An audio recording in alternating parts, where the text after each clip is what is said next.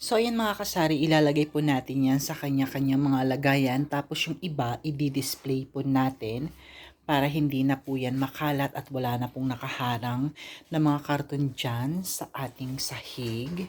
So eto, ilalagay na po natin yan sa harap ng ating tindahan. Yung iba naman mga kasari, ilalagay rin po natin sa kanya-kanyang mga lagayan para makita nating medyo puno po tingnan yung ating mga tindahan. I mean, para medyo puno po or puno po para makita po nating puno yung ating tindahan. Ayan yung mga kape dyan. Kukunin po natin yan mga kasari tapos maglalagay po tayo dyan ng panibago nating pinamili. So ayan mga kasari, yan, antabayanan nyo lang po ang ating pagdi-display ng ating bagong mga pinamili para sa ating munting sari-sari store. So, ayan ang itsura ng aking tindahan.